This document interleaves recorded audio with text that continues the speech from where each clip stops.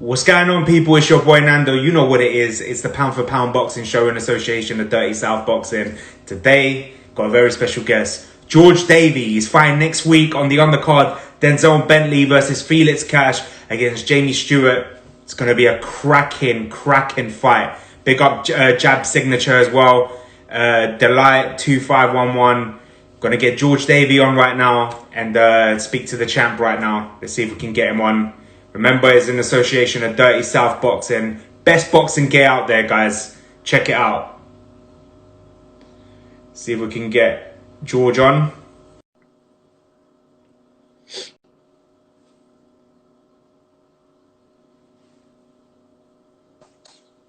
Hello. How you doing, George? You right? I'm good, thank you. How are you? Yeah, not bad, thank you. Just want to thank you to taking your time to speak to me today. Hope you're well. Yeah, no problem. I've just finished the gym, so yeah, I'm all up for it. How's training going for this fight next week?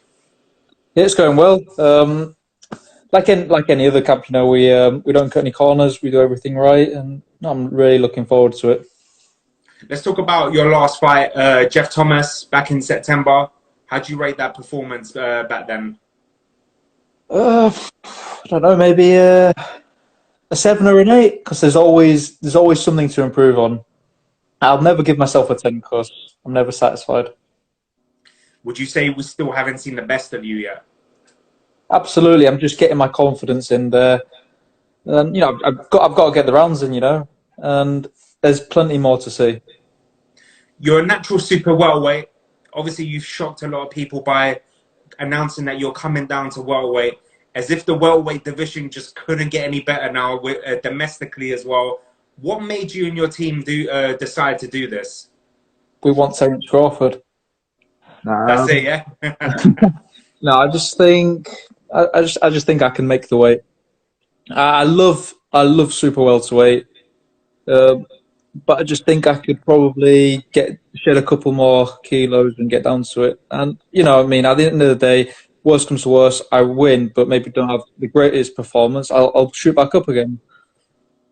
Is there any certain welterweights that you have sparred so far? Any names? A couple lads in the gym, like Sable mates. We've got good in-house sparring. But around the country, I'm used to sparring bigger people usually. So yeah, I'm not used to sparring smaller people. Who inspired you growing up, getting into boxing? Any certain big welterweights or super welterweight names in the past that inspired you, that you looked up to as well? Sugar Ray Leonard, he was the man. Good answer. He was the man. I used to watch his. He's got a specific highlight video on YouTube called created by Mr. X. Whoever hasn't seen it should watch it. It is the best video. Usually watch it before a fight and it gets me in the mood. I'm guessing, obviously, if I asked you about that debate, you would say Sugar Ray Leonard would beat Floyd Mayweather, right? It's a tricky one, but I think so, yeah. I think so. You think so? Favorite fight? Duran? What, Sugar Ray Leonard's? My favorite fight was Sugar Ray Leonard. He's got a lot. He had a really good one versus the Raider. And he said himself that was one of his best fights versus the Raider. I can't think of his name right now. I think it was Puerto Rican. I think I know who you're talking about. The name doesn't come to mind, but I know who you're talking about. He even said it on the podcast with Mike Tyson as well. That was one of his best fights, one of his toughest fights as well. Yeah, but other than that, he had a great fight with Marvin Hagler. Oh yeah, 100%. Tommy Owens, against all the Fantastic Four, they all used to fight each other. Every single one's a great fight. Before I go on about your opponent, obviously you're signed with the legendary Frank Warren. What I want to know is, what's it like being signed with a Hall of Famer like Frank Warren, such a huge name in boxing? And when the offer was on the table, was there any question about who you was going to sign for? I mean, I've been signed with him for nearly 2 years now, and it still hasn't sunk in. It's such an honour to be with such a great Hall of Fame promoter. Growing up as a kid, I always wanted to be with Frank. Don't care about. I mean, there's other great promoters, Bob Arum, Eddie Hearn, but for some reason, Frank Warren just appeals to me. What was which boxers was it of Frank's that made you want to be with Frank? Nassim, Calzaghe, Ricky Hatton. He's even had obviously Tyson Fury, so all of them. Yeah, Nassim, that was a good one. That really pushed it out a bit. He is a great promoter. He always puts on a great show, and what a great show you are part of next week. Obviously, the main event, two undefeated fighters, British Commonwealth middleweight title on the line. Someone's O's got to go, and there's a little bit of bad tension between the two. And what a great card for you to be as well. Anthony Yard returning, Lyndon Arthur as the pundit there. There might be some fireworks afterwards. You got Callum Johnson making his Queensbury debut as well. We've got James Hennigan, got yourself. What a card. What I want to know is about your opponent, Jamie Stewart. Obviously, for the casual boxing fan, up until December 4th, 2020, not a lot of people knew who this guy was. And then the controversial draw against Marku as well. And now a lot of people know who this guy is. And the punishment he took from Marku, my hat goes off to him, because not a lot of people could take that punishment from the Albanian king. So apart from being able to take those hard shots, what dangers does Jamie Stewart bring to the table? Well, he looks awkward. He throws random shots out of nowhere, but me and my team were really confident we've got the special ingredient to beat him. And obviously, everyone's going to have to see that on the night. What makes you different from Marku?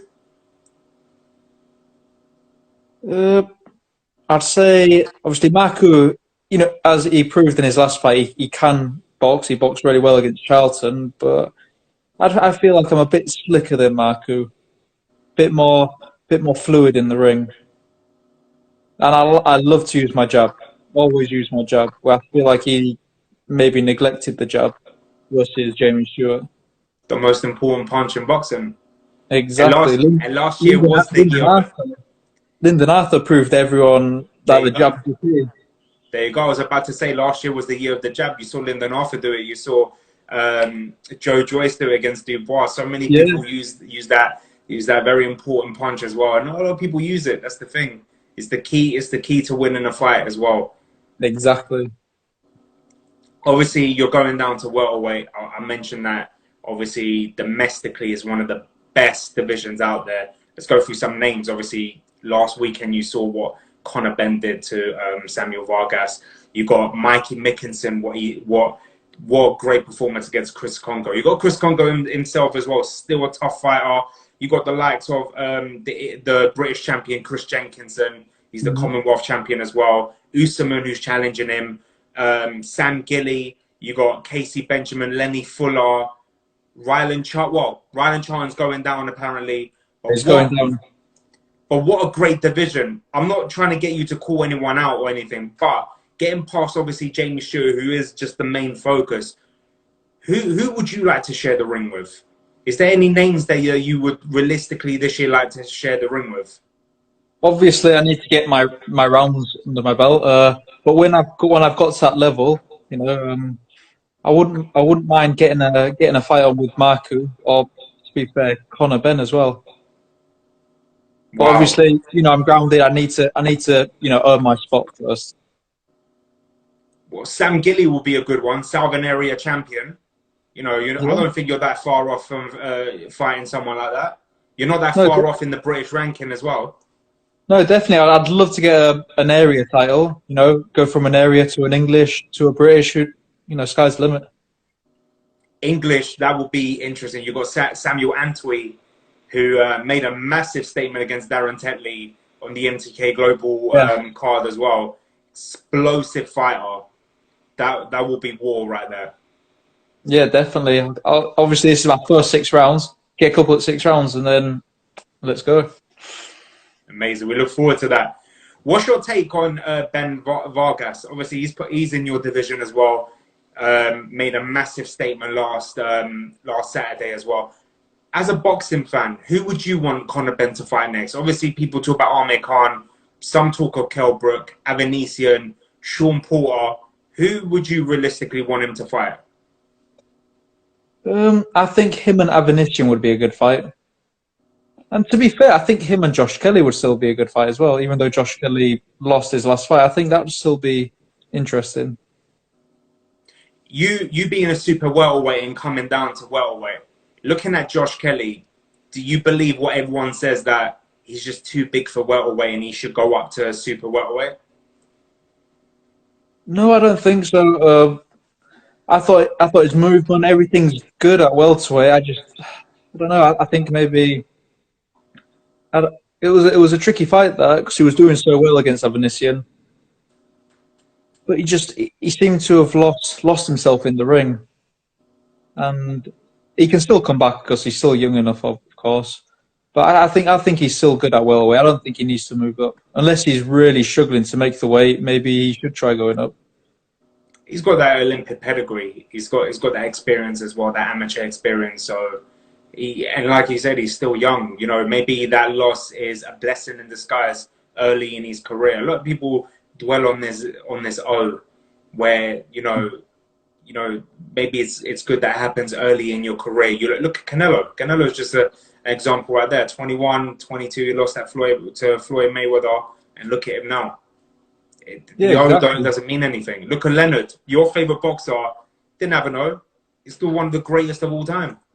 Yeah. I mean, there's a big stigma around having the O. Look at Johnny Nelson. He got a few O's early on in his career, and then he just bounced back. So everyone's scared about losing. But at the end of the day, if you learn from it, you can come back even stronger. 100%. Let's talk about the card you're part of. I want to talk about the main event. Massive fight, like I said before. British Commonwealth middleweight title, 2 undefeated fighters. The winner can go on to bigger things. I spoke to Felix Cash yesterday. He would like to target Chris Eubank Jr. after this. We spoke to Denzel Bentley. He's looking at bigger things as well, maybe European title. In your opinion, who wins and why? Between Bentley and Cash, that is a tricky one. They're both class fighters. Obviously, with Bentley beating Mark Heffron last time, his first fight with him, I thought it was a standard fight, but in that rematch he performed brilliantly. So I think he's a bit of a dark horse. I think Bentley could win this. It's going to be an interesting fight. What's your thought being signed with Frank Warren and being in the stable of Queensbury? What's your thoughts of Queensbury signing Callum Johnson? Very underrated fighter in Britain. I think he's very underrated. I think that's a good move from Frank Warren.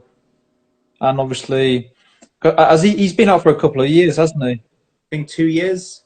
2 yeah, years or 3 years. Can't remember. I can't remember if his last fight was against Bertbiev. I can't remember if that was his actual last fight. Yeah, I think that might have been. I think him having a couple of years out might have been a good thing. I think he's going to come back and make a big statement.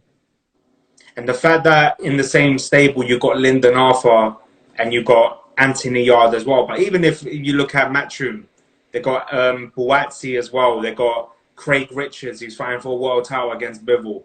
The light heavyweight division again heating up. Let's talk about obviously Anthony Yard. He's making his comeback since that loss against Lyndon Arthur. Do you want to see that rematch? Do you think there will be any difference in it? No, not stepping on anyone's toes, but do you think there will be any difference in how the fight will go? I just think he's got a solid jab and he's going to struggle to get past that jab.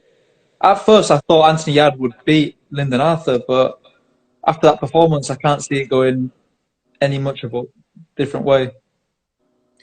Even losing to Lyndon Arthur, do you believe that the fight that everyone wants against Joshua Buatsi, do you still believe that's still a big fight for the fans to see? I think so, yeah. That'd be a really good fight. I'd definitely pay to watch that fight. 100%. A fight that I mentioned to everyone, we're close. We're very close. Biggest fight in boxing history, British history maybe. Oh, what are you going to say? Anthony Joshua versus Tyson Fury. Sources say it's in Saudi Arabia, very close to being signed. Who wins and why? Tyson Fury, the Gypsy King. Why? They're both class fighters. Again, I just think his movement is unbelievable.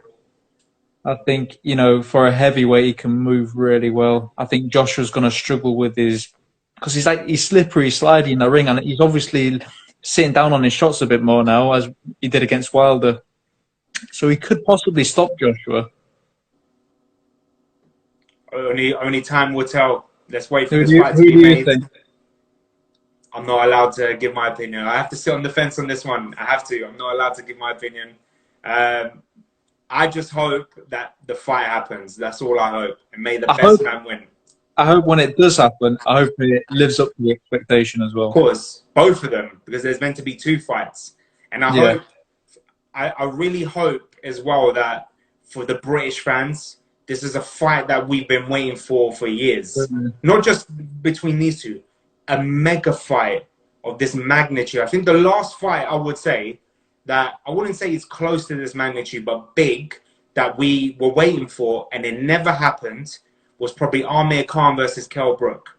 That was probably the last fight that the British public was probably like, you got to make that fight happen, and it never happened. That's just my opinion, and I hope, for the fans' sake, that the second fight is in Britain, because it deserves that. It deserves that. No, absolutely. I was waiting for Amir and Kell Brook, and I was so disappointed when that never happened. And if it was to happen now, I wouldn't be as interested. I would want to see it, but the thing that killed this fight is recently Eddie Hearn turned around and said, yeah, we can make it fight. We can make it happen, but Amir already said he just wants one more fight, one more payday. The fact that I hear that he wants one more payday just makes me think, you're not going to train hard for this fight. You're just going to earn your money whether you win or lose, and you're not even going to try. And there's no point. There really is no point. That's the thing. If Eddie had never said that, it would be an interesting fight to see. I don't think it's a pay-per-view fight. They might do it as box office. Crazier things has happened in boxing. So, yeah, I don't think it is pay-per-view worthy now, but I'd still like to see it, definitely. One question I want to ask you. Obviously, you used to live in Spain. Is that correct? That's correct, yeah. Lanzarote.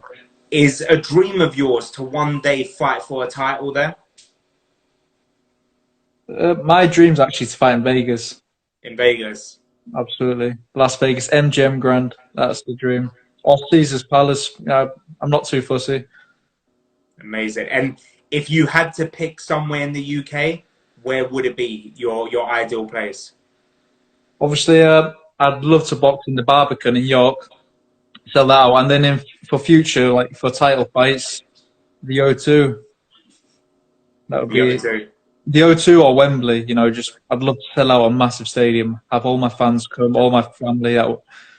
Like, the way Tyson Fury must feel, it must be amazing selling out them stadiums. And to experience that one day would be amazing. 100%. I'm gutted I didn't go to the AJ Klitschko one. But hopefully we can experience this one, the second fight in Britain. No, I'll be definitely trying to pre-order a ticket. 100%. George, one more thing. Last message to Jamie Stewart for next week, and what can the fans expect? Last message, Jamie Stewart. Be on your A game. And just, expect a brilliant performance. An outstanding... I'm going to take him to school, basically. Get that jab flowing. Brilliant. I want to see that jab. I want to see a lot of that jab. Oh, the jab will be out. Don't you worry. Amazing. George, I want to say thank you for taking your time to speak to me today. We can't wait to see you in action next week. I want to wish you the best of luck. And hopefully, after this fight, we can see you in a bigger fight against one of the domestic names that we said already. Hopefully, Sam Gilly. That's the fight I would love to see you in. It'll happen soon. Definitely. Thanks for having me. Appreciate that. Anytime, champ. Stay safe and good luck next week. You too. Cheers. In a bit.